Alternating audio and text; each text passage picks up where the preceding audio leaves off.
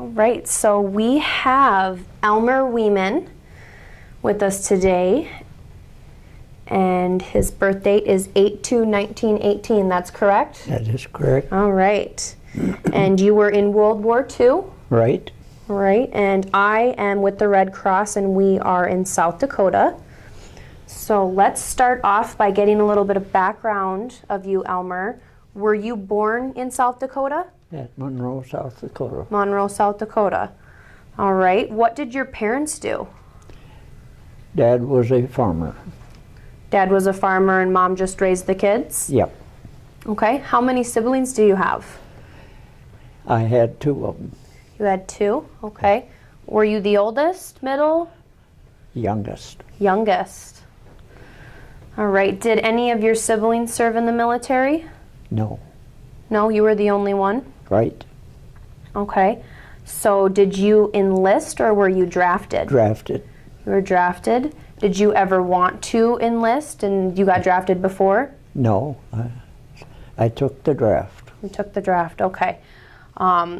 Did you want, I should rephrase that. Were you happy that you were drafted or did you wish that you didn't have to go? Well, it's this way. I was teaching school at that time, and when I was drafted, the year before, I could not get a school because of my draft status. Okay. Because I had no guarantees I could finish the year. The draft board wouldn't give me a guarantee. Okay. So how old were you when you were drafted? 24. 24. And you had already gone through school? At that time you were out of school, you said you were teaching? Yes. So you went to school to be a teacher? That I did. Okay. Where did you go to school? College was Freeman Junior College at Freeman, South Dakota. All right. So when you were drafted, where did you go for your training? Well, basically Kelly Field in Texas. Okay. How long were you there? I was there from November of 42 until I think it was October of 42 that, no, 43. 43. At that time I went to Los Angeles for 15 weeks. Went to a sheet metal school there for the Army, or with the Army, how should I put it? Mm-hmm. And then from Los Angeles I went back to Kelly Field, where I was assigned to my unit. Okay, from there then where did you go? To New York for shipment. Okay. Where did you, so you did end up going overseas? Oh yes. Okay, where did you go? We landed in North Africa for 4 months, and then we went to Italy. And we stayed there. It was the 1st of January 44 until May 10th of 45. So that was towards the end of the war, right? Right, when we were shipped back home, in our unit there were 16 men, and I was one of them that was assigned to a new unit to go over to Japan for 2 years. Thank goodness for the number system. I had enough points to get out. I didn't have to go there. So let's start with Africa, your time you spent in Africa. What were you doing there? We were cleaning up an old German air base, taking vital parts out of junked planes. There were an area about the size of Marion that was stacked 5 high with wrecked planes. Wow. Yes, wow is right. There were lots and lots of planes in there. Okay, so you went through the planes and you took parts out that you could Yes. use on American planes. Now, I did not get in on that because my work was sheet metal work on the planes. So I got to wash windows that were painted black. Oh, okay. So that's what you did every day Yeah, for 4 months. for 4 months. Yep. Do you remember any of your instructors or, people higher in rank than you, anybody stick out in your mind from your time in Africa? Well, when we landed in Africa, our engineering officer, who was a captain, got too much African strong drinks, and he came out amongst us with his rifle firing. So he didn't stay with us. I don't know what they did with him, but he disappeared. Did he hit anybody? No, No? thank goodness. Thank goodness, yeah. Anything else stick out in your mind from your time in Africa? Well, again, when we landed, we were sent into a grove of trees, and we were told to dig a foxhole, which 90% of us did, but there was 10% that didn't.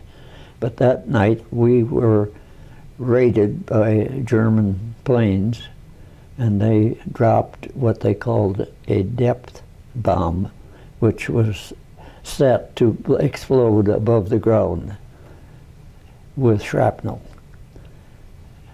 Luckily they set it wrong. They exploded up in the air about 30 feet. But the shrapnel hit a lot of those trees, and those pieces of shrapnel were rough, blown up pieces. And they chopped a tree that was about this big around down just from the force of hitting it. The 10% that didn't dig their foxholes joined us that did. I bet. And we were all below level of the ground. Yep. So do you remember any casualties or any big sort of things that happened while in Africa? No, Africa had been routed. Germans were gone. There was no excitement. So it was relatively safe compared to the other parts? Very safe. Okay.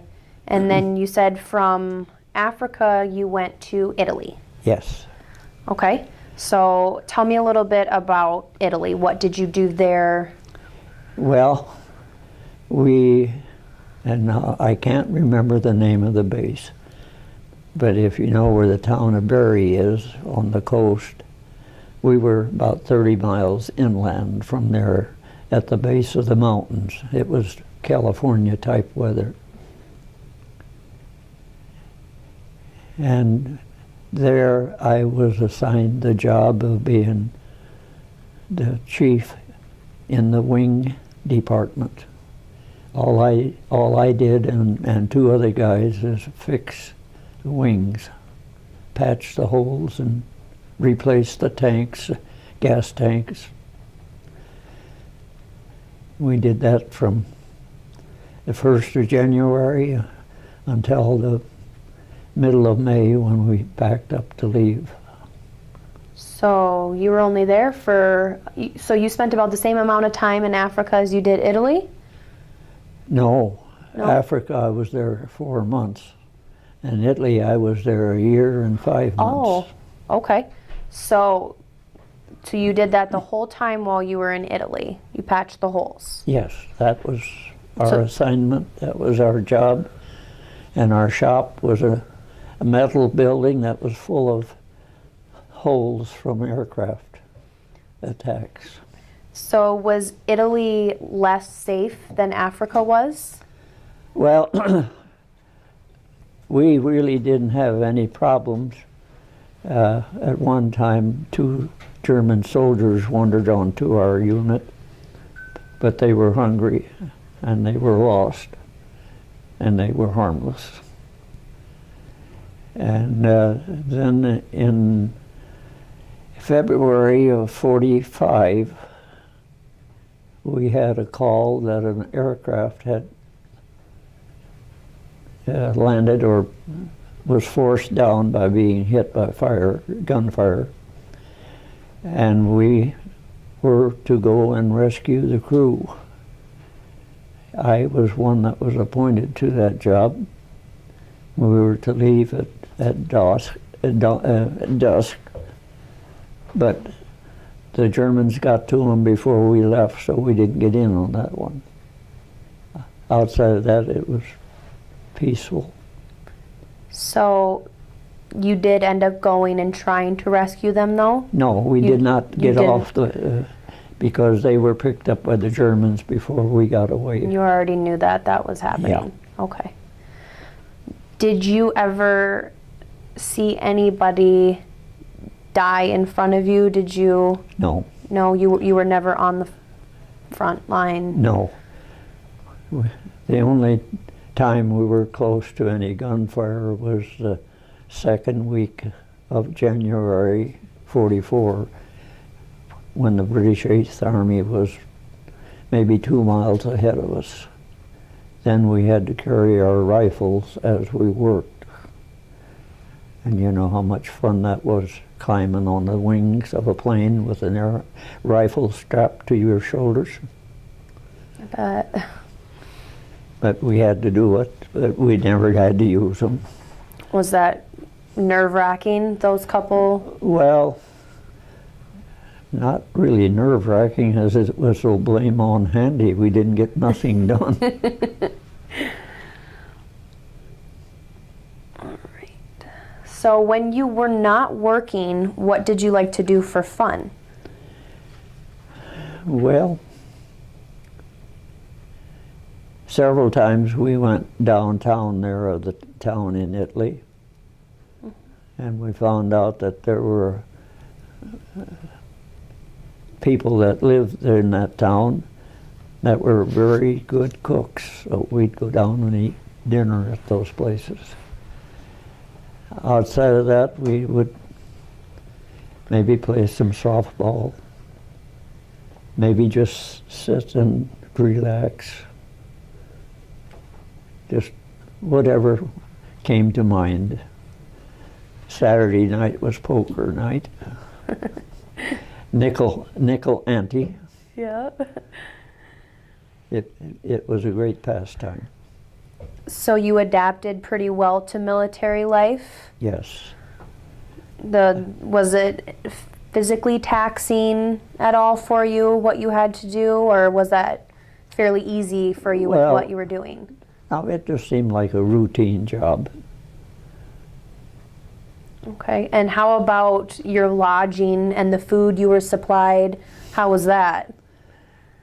Basically, the food we had was good, but we hit a point of time in North Africa that our supply run out, and the new supply didn't come in, so we lived off of soup 3 times a day, watered down for 6 weeks. We found out that the native ranchers had chickens, and we bought eggs, a dozen eggs for 1 American cigarette. Wow. And in Italy, like if we went downtown and guys that smoked, they'd throw the butt in the gutter on the street. Natives would try to get to that one first. Interesting. I had a lot of fun. I puffed on cigars, burn about an inch, and I'd throw it down close to a crowd. They nearly kill themselves to get to it. So did you have a lot of interaction with the natives then? Yes, we had some. Of course, the sign language and a few words. And we managed to get what we want. There was really no conflict between No, you, though? That's good. no. The worst thing we had to do was like at mealtime.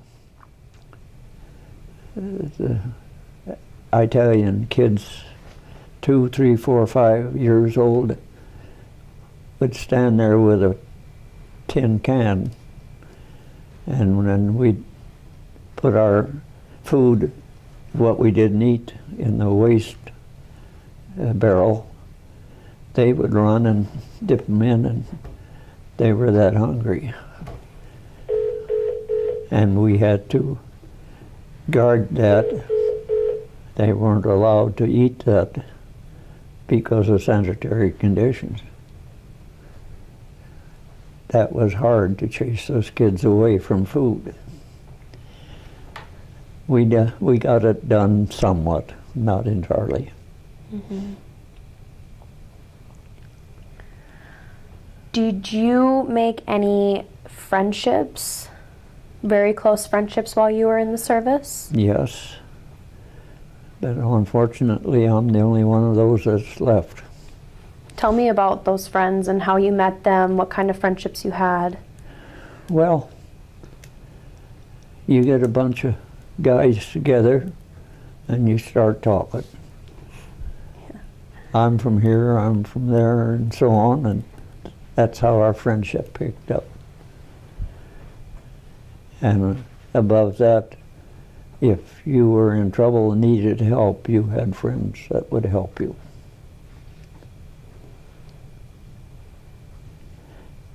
I corresponded with them, but now they're all gone. Was it just like a group of you that became very close, or was it? Well, yeah, you do. You know, it's different in a war situation because you darn well know that you're going to need help sometime, either physically or mentally, to go ahead and do something. And if you saw a fellow soldier in trouble, like being hurt or something, you went and helped him. That was standard. So, did any of them die in the war? No. No? We were never into anything like that. We did have several guys get hurt quite badly, and they were shipped to a hospital, and we never saw them again because they healed and were sent elsewhere.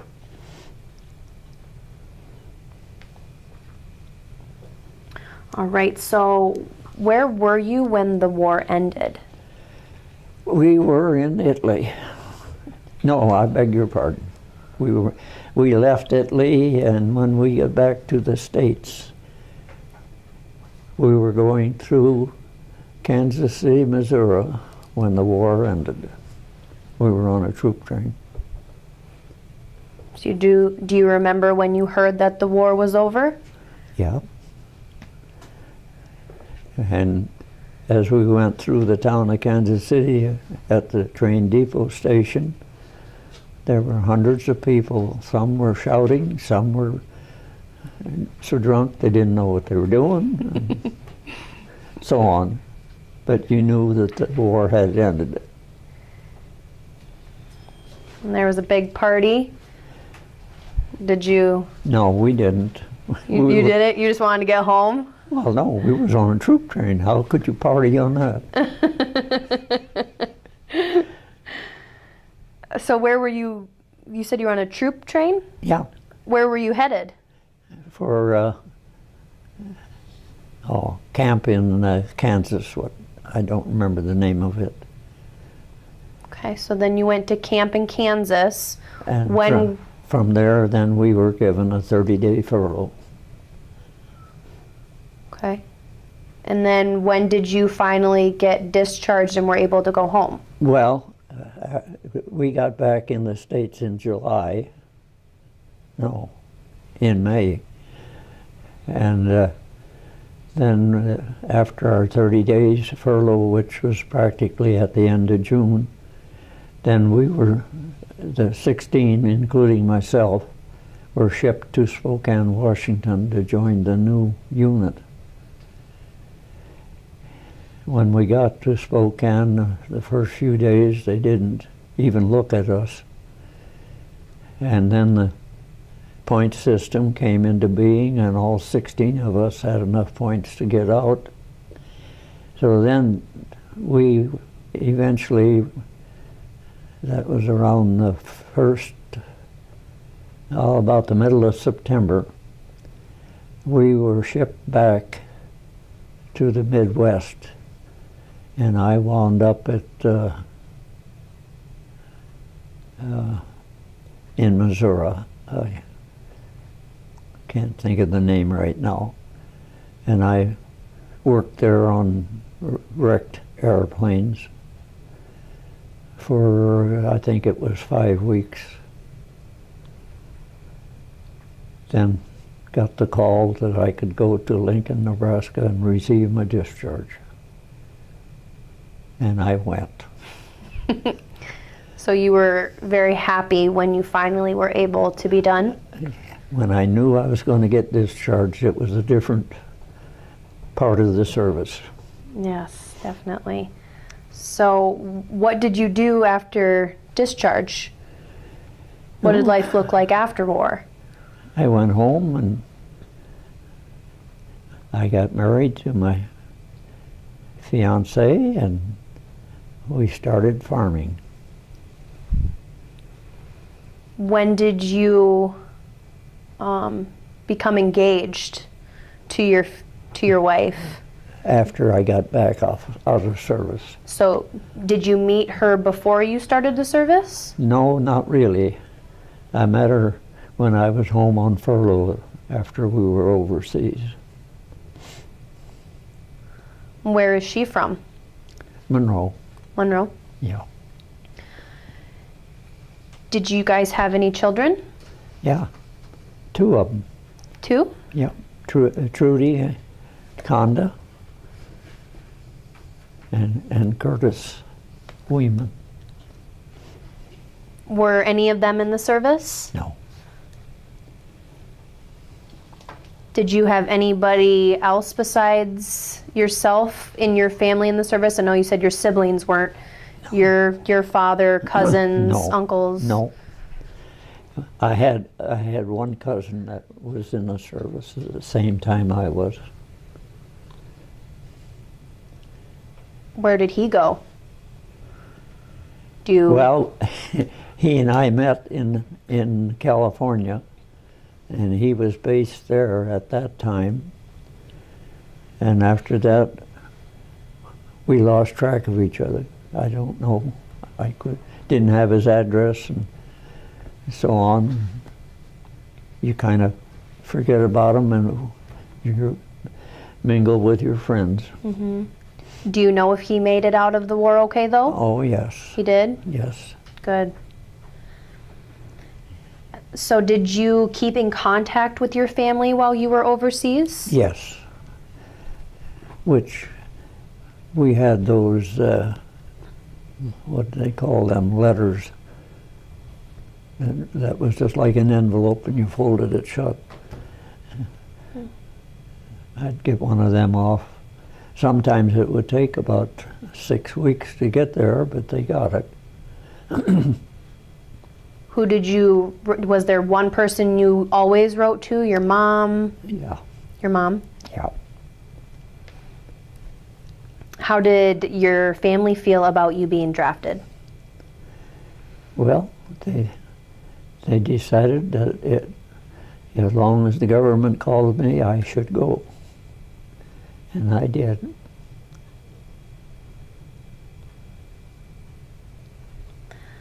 Are you involved in any veteran organizations? I belong to the VFW in Parker. VFW? Okay, what kind of things do you do with them? Nothing. Nothing?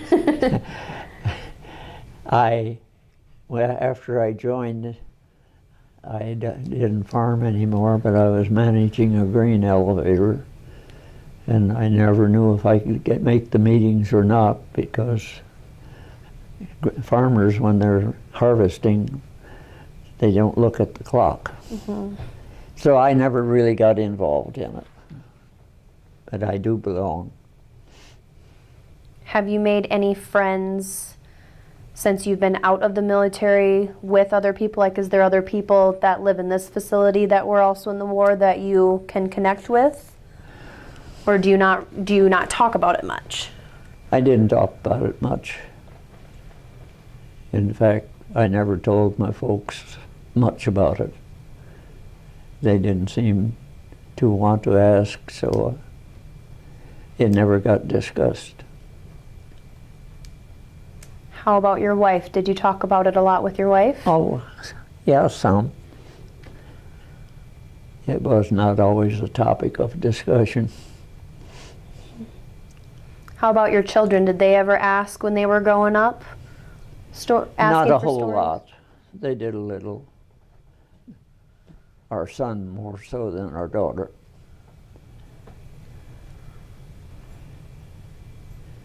How did the experiences that you had while you were in war affect the kind of person you became? I don't know for sure, but I'd say I was a better mixture than I was before I went. Mixture? Yeah. From having the travel experience and meeting other people? Yeah, that's right.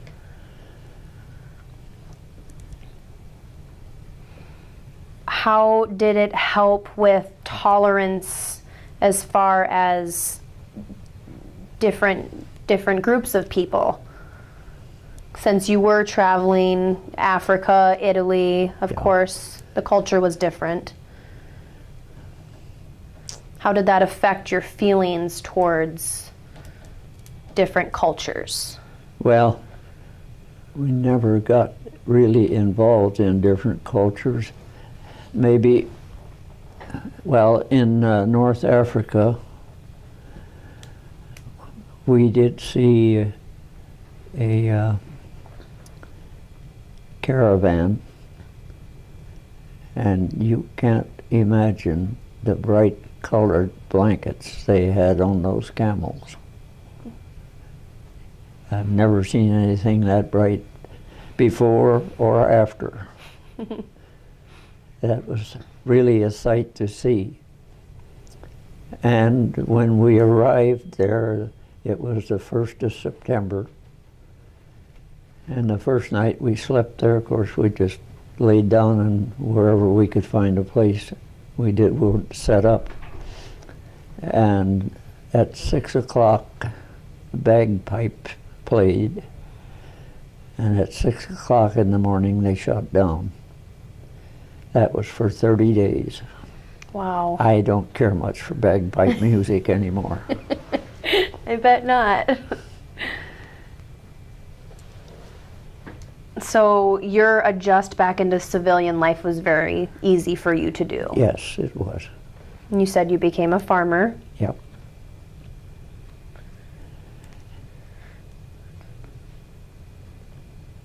And you were received home by your family and your community okay? Or how was the thought on veterans coming home from the war? Oh, they were all glad to see us.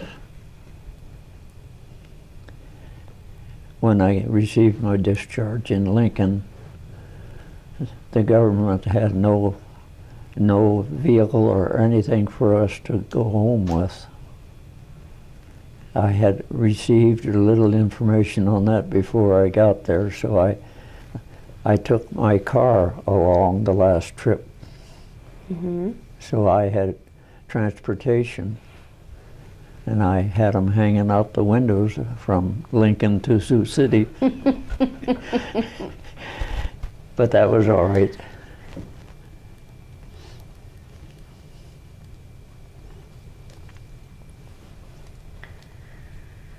So how did your experience in the military impact your feelings about war in general?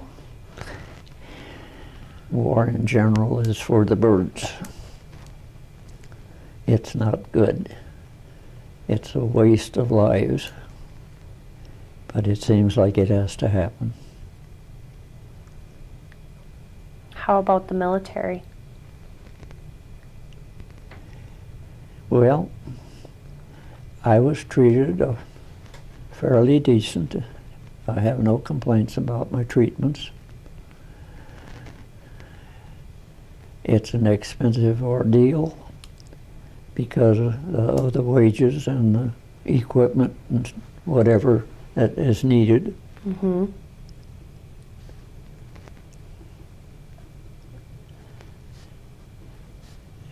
And on our trip overseas, when we got to the Mediterranean Sea, we were greeted by a submarine.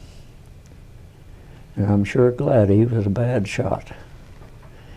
We saw the what you call it, past the front of the boat by about 5 feet. That's close enough. And we were 3,000 troops on board that ship.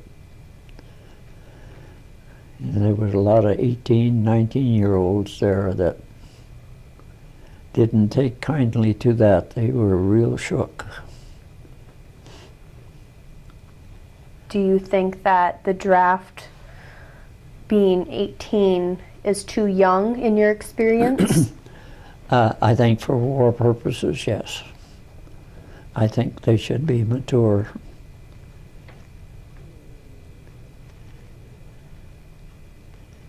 Because a lot of those, especially the 18-year-olds that weren't used to consuming alcohol, they'd get started and they'd get really, really involved in it. A lot of them lost all their opportunities and wound up in the jug. Which, if they'd been 21, I'm sure they would have had a better handle on that. Mm-hmm. So was that a problem? Did you see that a lot? People getting... Yes. Yeah. You read of like binge drinking in college ranks. Well, this, I wouldn't call it binge drinking, but I'd say it's consuming a lot of liquor without being able to control it. What kinds of liquor were available over there, and how easily accessible was it for you guys? Well, vodka was a big seller in North Africa. And of course, beer in the States. I didn't consume the stuff, so I don't really know what all kinds were available. To your knowledge, was that something that came over with the shipments of like the food and the cigarettes, or was that something that was local? I think it was mostly local. Okay. Yeah, talking about shipping food and stuff. A box of 24 of these Hershey chocolate candy bars, you could buy them for $0.25. Really? I bought a box full. I thought I'd have a little lunch. But, you know, on board ship, it was blackout. And I was assigned to a bunk 3 stairs or rooms down. And I never spent one night there. It was so hot, you just couldn't stand it. We laid on top on the deck. We found a place that we wouldn't be run over by the sailors, and that's where we slept. We had 2 meals a day. 8 o'clock we'd have toast and some crap you put on top and a cup of coffee. And for the evening meal we had 2 hot dogs and a scoop of baked beans and a cup of coffee. That was it. 17 days. Wow. That's what my candy bars were for. Yeah. And the first time I went down, I opened it up and I just poured them out. I didn't have to take them out. It was that hot down there. Yeah. Do you have any messages you would like to leave for future generations?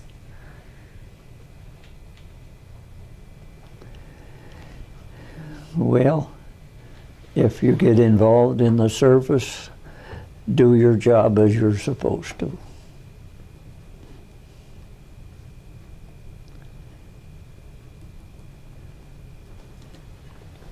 I felt real fortunate to get in the Air Corps, because when I went in, there was roughly 200 guys, and they just bunched us all together, run the dickens out of us in the forenoon, and in the afternoon do calisthenics. But one day in the afternoon, after running all day, all forenoon, they took us into a big room. And they gave us each a chair and they told us to sit down. Then they said, we're going to give you a written test. They said there'll be 100 questions. You do them, turn your paper in, and then you're excused.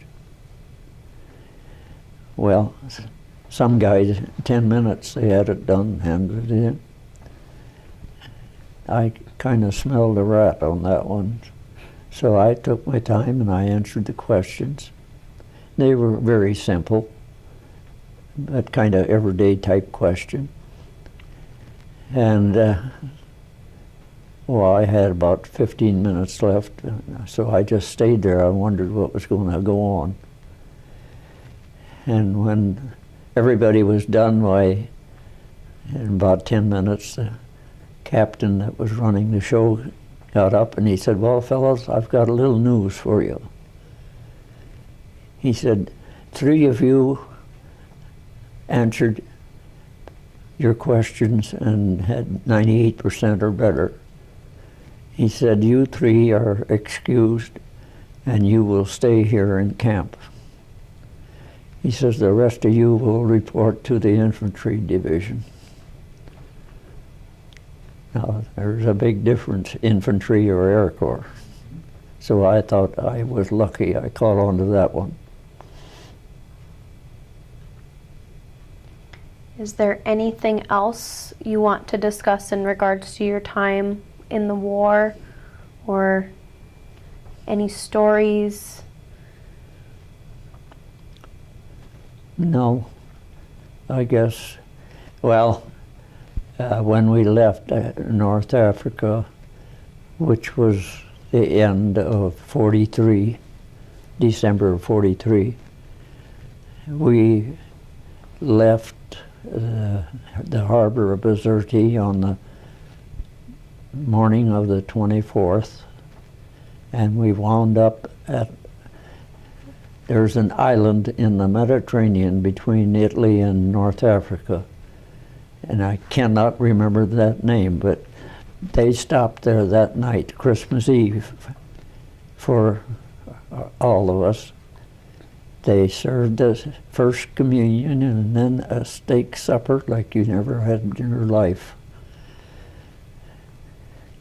And then the rest of the evening they could gather and do whatever they wanted to. I couldn't, I was on guard duty. But it was still nice. My duty was from 8 till 12. But that's, and they had a Christmas tree. It must have been about 30 foot tall. And they had that covered with shavings from a machine shop, you know. And as the wind blew, they would twist and twirl with a spotlight on them. And that was pretty. So that was a great send-off. Yes. Any other experiences? Well, when we came home, we were at Newport News, Virginia. They stopped and told us that we could carry our bags off. And then they said, go into the mess hall. We've got a meal for you. And you can take whatever you want. And now this don't sound reasonable, but some guys took 3 gallons of milk and they drank it all, plus eating a steak and whatever else. I thought they'd bust for sure. But that was another real meal. And that one out of a little tin can. Yeah. But I guess that's about it. Okay, well, I'm done with my questions here. There, nothing else you want to input? No, No? I, Okay. I'd say I said enough. Okay.